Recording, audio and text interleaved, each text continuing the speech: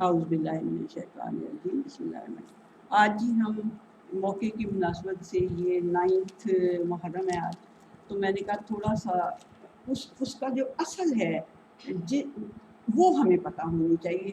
اب یہ جو نیٹی گریٹیز ہیں کہ جی ان کو شہید کیا تو اس طرح سے شہید کیا، پھر ان کے بچوں کو شہید کیا تو اس طریقے سے شہید کیا، وہ ساری ہسٹری نو ڈاؤٹ کہ بھی ٹھیک ہے، وہ بھی ہے تو ٹھیک ہے، ہسٹورینز نے لکھی بھی ہے، ہسٹورینز اپنا بھی کر لیتے ہیں، لیکن یہ کہ ہمیں ایٹ لیسٹ یہ اگر ہم سمجھ لیں کہ یہ ہوا کیوں تھا۔ دیکھیں صرف 50 سال گزرے تھے نبی کریم صلی اللہ علیہ وسلم کی وفات کو، 50 سال گزرے تھے کہ یہ اتنا بڑا سانحہ ہو گیا، یعنی اتنا بڑا سانحہ، چلو کسی اور کوئی اس طرح سے شہید کوئی اور ہوا ہوتا تو شاید اس کی انٹینسٹی اتنی نہ ہوتی جتنی کہ اگر وہ نبی کریم صلی اللہ علیہ وسلم کے نواسے تھے، ٹھیک ہے، جنہیں وہ کندھوں پہ بٹھاتے تھے، وہ ساری باتیں ہمیں پتہ ہے کہ کتنے پیارے تھے، ان کا درجہ بھی کہ وہ سردار تھے، ان کے ہوں گے جوانوں میں سردار ہوں گے، تو یہ ساری باتیں ہمیں پتہ ہے، لیکن بات یہ ہے کہ یہ ہوا کیوں، وجہ اس کی کیا تھی، مطلب ہمیں یہ سمجھنا چاہیے کہ اور کئی لوگ کہتے ہیں نا کہ لو جی اعتراض کرنے والے تو آپ کو پتہ ہی ہے، وہ کہتے ہیں لو جی اتنی جلدی آپ کے پیغمبر کے جانے کے بعد اتنا بڑا سانحہ ہو گیا، کیا مسلمانوں کو؟ میں ان کو یہ جواب دیتی ہوں کہ عام طور پہ جو نان مسلمس ہیں وہ کرتے ہیں یہ بات، تو ان کو میں یہ کہتی ہوں کہ دیکھو نبی کریم صلی اللہ علیہ وسلم سے پہلے جتنے بھی پیغمبر گزرے ہیں سب کو ابراہیم علیہ السلام کو اٹھا کے اپنی طرف سے انہوں نے آگ میں پھینکا تھا، آگ میں پھینک دیا، قتل کیا، اور قرآن حکیم کی آیات ہیں کہ بہت سو کو تو وہ قتل کر دیتے تھے پیغمبروں کو، اور بہت جھٹلاتے تو سب کو تھے لیکن بہت سو کو قتل بھی کر دیتے تھے، تو میں نے کہا ہمارے شکر کریں کہ ہمارے پیغمبر کو تو قتل نہیں کیا، کوششیں بڑی دفعہ کی لیکن وہ قتل ہوئے نہیں، ان کے چلو 50 سال بعد اگر اس طرح ہو گیا تو کوئی قیامت نہیں، تمہارے تو تم نے تو اپنے پیغمبروں کو بھی قتل کیا، اس طرح سے بندہ ان کو جواب دے سکتا۔ بٹ بات یہ ہے کہ یہ ہوا کیوں، اس کے لیے مجھے ایک آیت میں کوٹ کروں گی، وہ آیت ہے جی ایک نہیں ہے، یہ سورہ مریم ہے، 19 نمبر کی سورت ہے، اس کی آیات ہیں 47 سے لے کے 59 تک، 47 سے 59 تک آیات ہیں، اور وہ ہیں کیا؟ پہلے اللہ سبحانہ تعالیٰ نے آدم سے لے کے آدم، نوح، ابراہیم، اسحاق، یعقوب، موسیٰ، اسماعیل، ادریس علیہ السلام سب کے اوپر، تو ان سب کی پہلے ذکر کیا کہ یہ پیغمبر میں نے بھیجے تھے اور یہ ذریت تھے ایک دوسرے کی، نوح کی ذریت تھے اور ابراہیم کی ذریت تھے، یعنی ان کی اولادوں میں سے تھے، پیغمبر کے بعد پیغمبر پتہ ہی ہے نا، یعقوب علیہ السلام، یوسف علیہ السلام، ان کے باپ یعقوب علیہ السلام پیغمبر، ان کے باپ اسحاق علیہ السلام پیغمبر، ان اسحاق کے باپ ابراہیم علیہ السلام پیغمبر، تو نسلیں تھیں ان کی پیغمبری کے اندر، ٹھیک ہو گیا؟ تو اللہ سبحانہ تعالیٰ کہہ رہے کہ یہ میں نے اتنے پیغمبر بھیجا گیا میں، اور اس کے بعد کیا ہوا؟ فَخَلَفَ مِن بَعْدِهِمْ خَلْفٌ اضاعوا الصَّلَاةَ، عربک نہیں میں پڑھتی میں ویسے ہی کر دیتی کہ ان کے بعد یہ پیغمبر میں نے انسانیت کی بھلائی کے لیے 1,24,000 آپ کو پتہ ہی پیغمبر بھیجے، لیکن ان سب کا نام لے کے اللہ نے کہا کہ یہ میں بھیجتا گیا، ان کی ذریت کے اندر پیغمبری آتی گئی۔ اس کے بعد کیا ہوا؟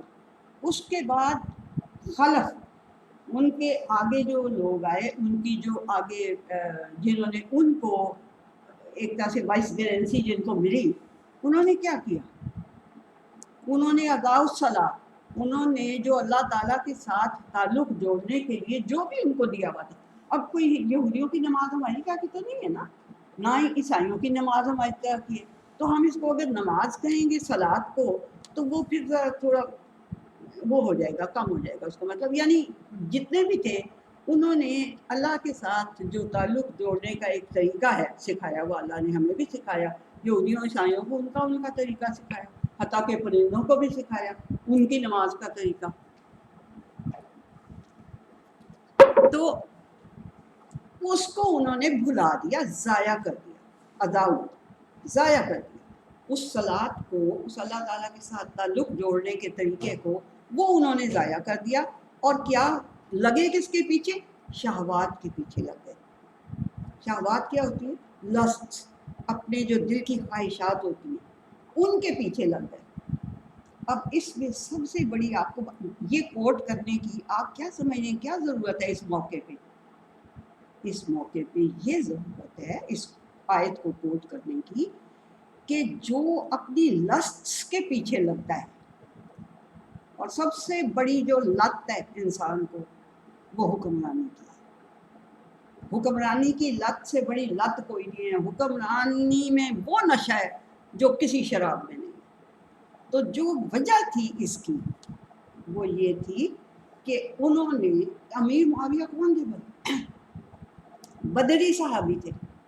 بدر کی اس میں جس نے حصہ لیا تھا نا بدر کے مارکے میں، ان کے لیے اللہ تعالیٰ نے کہا یہ جو مرضی کریں، یہ ان کے اگلے پچھلے سارے میں نے گناہ معاف کر دیے، جو مرضی کرتے پھرو۔ وہ تھے یہ امیر معاویہ جن کا بیٹا یزید تھا۔ لیکن انہوں نے کیا کیا؟ انہوں نے کہ حکمرانی فیملی سے باہر نہ جائے، یا اس لیے کہ اس وقت اور کوئی طریقہ ہی نہیں تھا حکمرانی کا، انہوں نے اس کو یزید کو یعنی صرف اس میں کہ حکمرانی جو ہے وہ فیملی سے باہر نہ جائے، اگر تو اس میں کیا تو بہت غلط کیا اگر صرف یہ وجہ تھی۔ لیکن اس کی وجوہات ہسٹوریکلی بہت ساری ہیں کہ اتنی بڑی سلطنت ہو گئی ہوئی تھی، اس میں کوئی طریقہ جو اب خلافت کا تھا یا چننے کا تھا وہ انسانوں نے بھولا دیا۔ اب یہ جو صلاۃ کا لفظ ہے کہ اللہ کے ساتھ تعلق جوڑنے کو بھلا دیا، تو اللہ نے کیا کہا ہوا ہے؟ حکومت کا کوئی طریقہ بتایا ہوا ہے اللہ تعالیٰ نے کہ نہیں بتایا؟ وہ قرآن میں بتایا ہوا ہے۔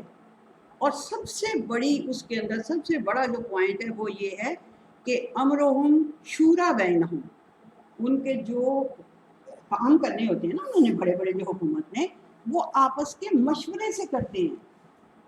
ٹھیک ہے جی، تو وہ آپس کے مشورے کا مطلب یہ ہے کہ عام جو مسلمان ہیں ان کو بھی شامل ہونا چاہیے اس چیز میں۔ اب اس میں شامل ہونے کے لیے کیا ہے؟ اس زمانے میں بیعت کا طریقہ تھا، آج کل ووٹ کا طریقہ ہے، ایسا ہی ہے نا۔ تو یہ اس کو بھلا دیا انہوں نے، امرہم شورا بینہم کو بھلا دیا انہوں نے کہ بھئی میں جو بھی میرے پاس ہے طریقہ میں اس کے ساتھ وہ کروں۔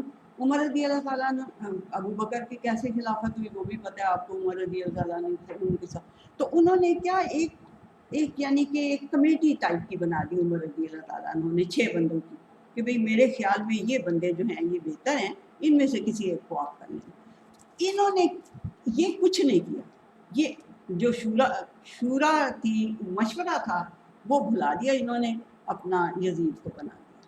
اب آگے یزید کا کیریکٹر وہ ہمیں بتانے کی ضرورت نہیں، بات یہ ہے کہ یہ ہوا کیوں ہوا؟ ایک تو ہمیں یہ لگا پتا کہ بھئی یہ ایک طرف لسٹ تھی، حکمرانی کی لسٹ تھی۔ دوسری طرف اگر ہم امام حسین کی طرف دیکھیں تو ایسی تو بات نہیں ہے کہ انہیں کوئی یہ تھا کہ میں حکمران بن جاؤں، وہ ان کا تو صرف یہ تھا کہ بھئی میں نے اس بندے کی بیعت نہیں کرنی، مجھے کوئی پرابلم نہیں ہے، میں سرحد پہ چلا جاتا ہوں، میں مدینے واپس چلا جاتا ہوں، اس طرح کی شرطیں تھیں نا لگائی انہوں نے۔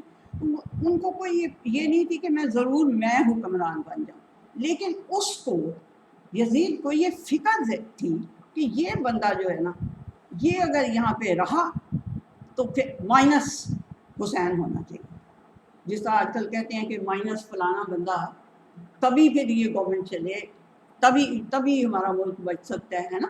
آج کل جیسے کہہ رہے ہیں فلانا بندہ مائنس ہونا چاہیے، کسی صورت میں اسے مائنس کر دو، قتل کر دو، کسی مقدمے میں پھنسا دو، کچھ بھی کر دو، اسے کسی طرح غائب کر دو، یہ رہا تو ہماری حکمرانی کو خطرہ رہے گا۔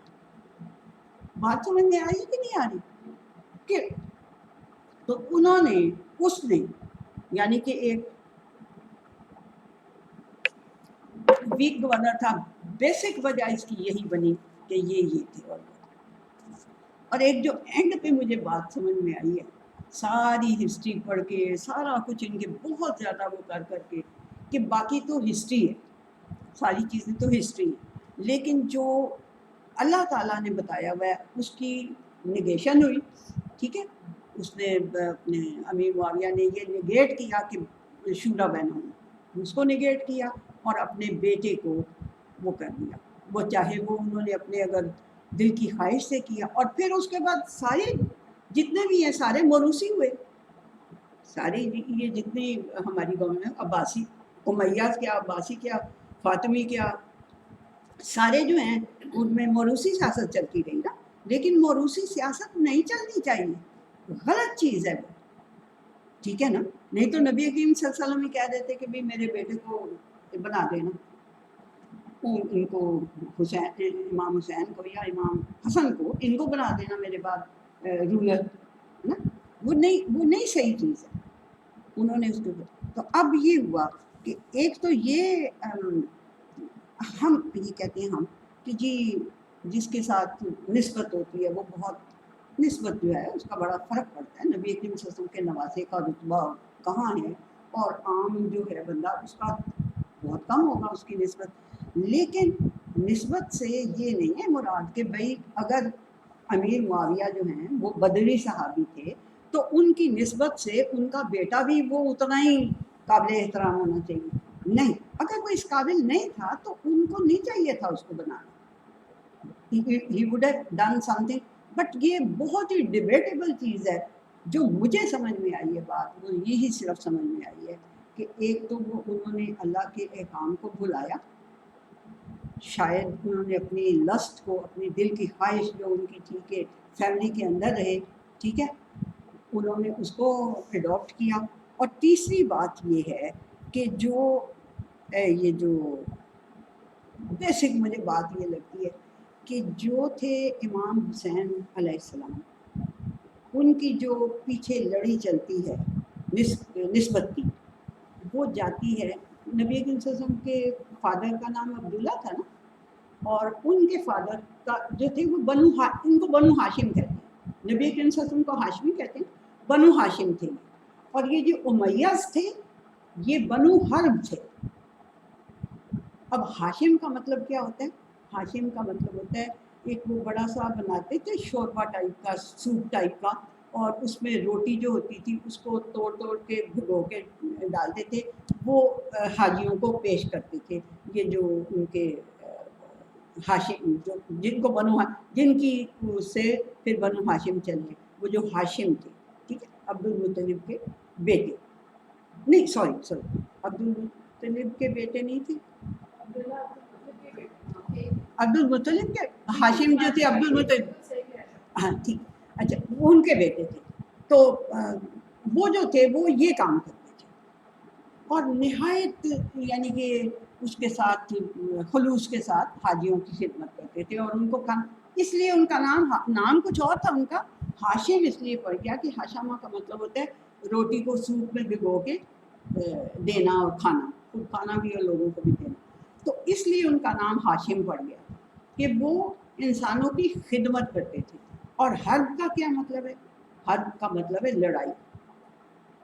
تو وہ بنو حرب تھے. ابو سفیان جو تھا اس کے باپ کا نام حرب تھا، اور یہ ابو سفیان کون تھا؟ یہ امیہ تھا، یہ اموی خاندان تھا. یہ بنو ہاشم تھے، یہ بنو امیہ تھے. یہ بات سمجھ میں آ رہی ہے نا؟ تو جو وہ نبی کریم صلی اللہ علیہ وسلم نے جب امام حسن پیدا ہوئے تو پوچھا کہ کیا نام رکھا ہے، تو حضرت علی نے کہا حرب رکھا ہے. انہوں نے کہا نہیں، حرب نہ رکھو نام، اس کا نام حسن ہے. یہ بہترین چیز ہے، یہ خوبصورت چیز ہے. حرب مطلب، حرب کا مطلب ہے لڑائی. تو کیونکہ وہ بنو حرب تھے، ان کے دماغوں میں حرب ہی سمائی رہتی تھی، سارا وقت لڑائی سمائی رہتی تھی. مجھے لگتا ہے کہ یہ میں نے جب نتیجہ نکالا تو میں نے کہا جی یہ جو واقعہ کربلا ہوا ہے یہ اس لیے ہوا ہے کہ وہ بنو ہاشم تھے اور یہ بنو حرب تھے. بس بات یہاں ختم ہوتی ہے.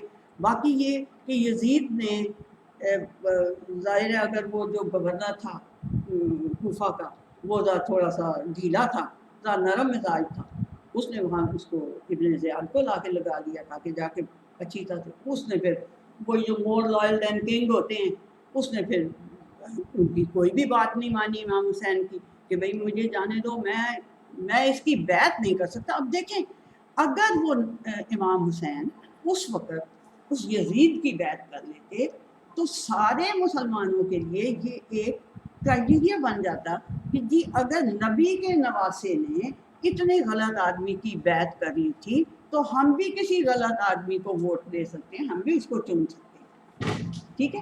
تو یہ یعنی کہ وجہ جو مجھے لگتی ہے وہ وجہ اس کی یہ بنی ہے کہ وہ انہوں نے جو امام حسین نے جو انکار کیا تھا بیعت سے، وہ یہ کیا تھا کہ یہ نہیں میں کر سکتا کہ میں غلط آدمی کی بیعت بھی کر لوں۔ دیکھیں نا، اب ہم لوگ سمجھتے ہیں کہ بھئی یہ بندہ غلط ہے، یہ شرابی ہے، زانی ہے، فلانا ہے، اس کو ہم نے نہیں ووٹ دینا، ایسے ہے نا، ہمیں کرنا چاہیے نا۔ تو یہ انہوں نے کیا، اگر وہ نہ کرتے تو سارے ہمارے مسلمانوں کے لیے، ہمارے لیے تو یہ بالکل آسان ہو گیا تھا کہ جڑا مرضی آ کے بیٹھ جائے سے تھے، ہم نے بولا نہیں کیا ہے وہ کہ بہترین جہاد ظالم حاکم کے سامنے حق گوئی ہے۔ سب سے بڑا جہاد کیا ہے کہ ظالم حاکم کے سامنے حق گوئی، سچ بولنا، یہ ہے سب سے بڑا جہاد۔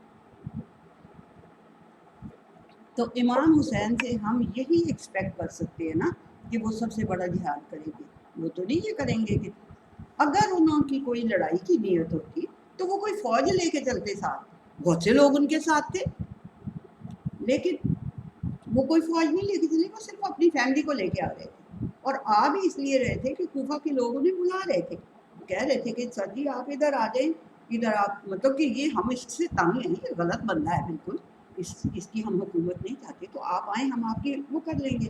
لیکن ایسا نہیں ہوا، پھر بھی انہوں نے کہا کہ چلو مجھے چھوڑ دو، میں صرف اس کی بیعت نہیں کرتا، باقی مجھے جانے دو، میں واپس چلا جاتا ہوں، سرحد پہ چلا جاتا ہوں، میں اس کا میں وہ نہیں کروں گا، یعنی کہ میں حکمرانی کی وہ نہیں۔ لیکن ان کو فکر تو یہ تھا نا کہ یہ اگر زندہ رہا تو پھر تو لوگ اس کے پیچھے ہوئیں گے، تو اس قدر ظالمانہ اور خوفناک طریقے سے ان کو شہید کیا، اور اس کے بعد پھر یعنی کہ صرف شہید ہی نہیں کیا ان کو، یعنی سر ان کا اتار دیا اور ایسے کیا اور یہ وہ۔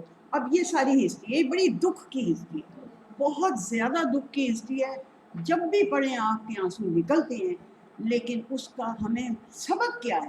سبق ہمیں اس میں سے یہ ہے، ہم نے اس سے سبق سیکھنا ہے، رول ہے بے شک، لیکن سبق بھی سیکھیں کہ ہم نے غلط چیز کے سامنے سرنڈر نہیں کرنا، ہم نے غلط چیز کے سامنے سرنڈر نہیں کرنا، ہم نے غلط لوگوں کے اوپر کم از کم پھول کی پتیاں تو نچھاور نہیں کرنی نا، جو ہم کرتے ہیں، جو سرٹیفائیڈ جنہوں نے غلط کام کیے ہوئے ہیں ان کے اوپر بھی ہم پھولوں کی پتیاں نچھاور نہ کریں، ایٹ لیسٹ ہم یہ تو کریں کہ ہم ان کو غلط کہیں، اور ان کی بیعت جو ہوتی ہے یا ان کو ایٹ لیسٹ ووٹ جو دینا ہے وہ ہم ان کو نہ دیں۔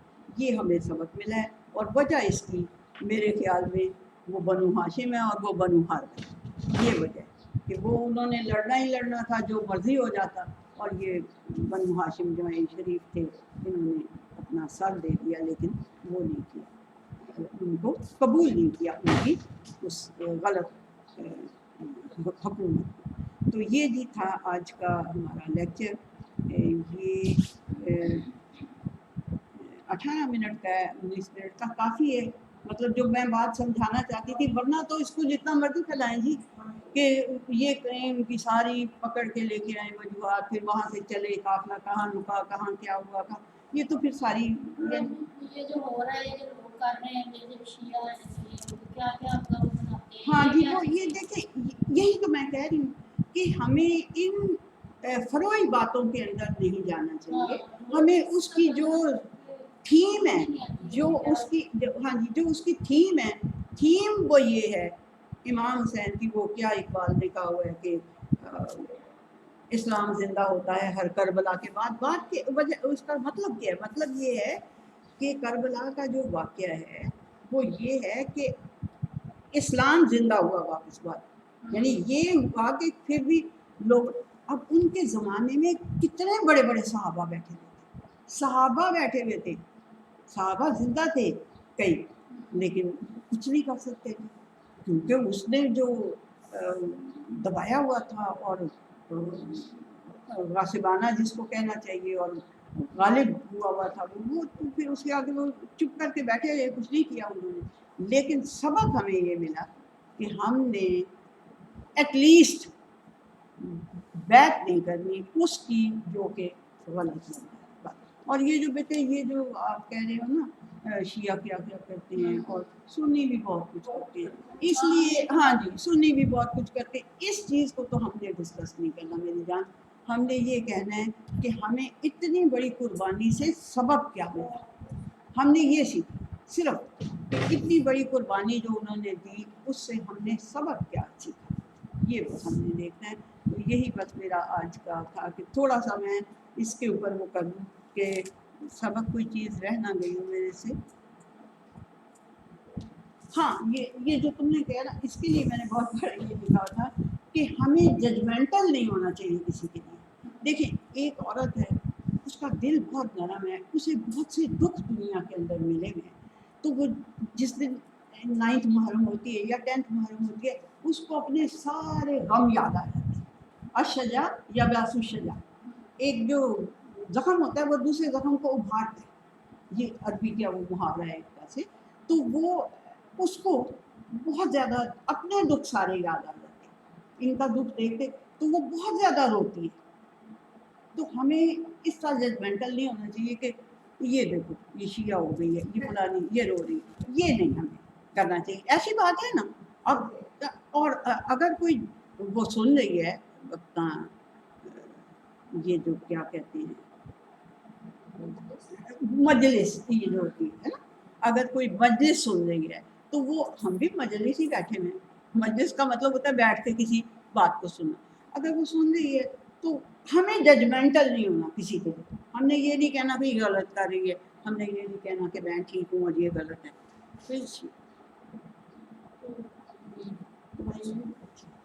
ٹھیک ہے. تو یہ ہے جی کہ ہم نے ججمنٹل نہیں. یہ آپ نے جو کوشچن کیا تھا اس کا یہ جواب ہے کہ ہم نے کسی کے متعلق کوئی فتویٰ نہیں دینا کہ یہ غلط ہے یہ صحیح ہے. ہم نے جو اس کی تھیم ہے، جو اس کی وجہ ہے اس کو سمجھنا ہے اور اس سے ہم نے سبق کیا حاصل کرنا ہے. ہم نے ان سے یہ سبق حاصل کرنا ہے کہ ہم نے غلط کو غلط کہنا ہے. پلیز دیکھیں کنتم خیر امت اخرجت للناس، جو انسانوں کے لیے امتوں میں سے سب سے بہترین امت نکالی گئی ہے نا اس دنیا کے اندر، وہ تم ہو. کہ تم کیوں ہو؟ کہ تم خیر کا حکم دیتے ہو اور برائی سے روکتے ہو، اس لیے تم بہترین امت ہو. ساری دنیا میں جتنی امتیں پیدا کی ہیں اللہ سبحانہ تعالیٰ نے کہا کنتم خیر امت اخرجت للناس، جو لوگوں کے لیے کوئی بھی امتیں بنائی گئی ان میں سے تم بہترین ہو. وجہ کیا ہے؟ تم خیر کا حکم دیتے ہو، اس کا حکم دیتے ہو، بھلائی کا حکم دیتے ہو اور جو کوئی بھی برائی ہے اس سے روکتے ہو. تو جب ہم یہ نہیں کریں گے تو پھر ہم کدھر خیر ہوتے جائیں گے.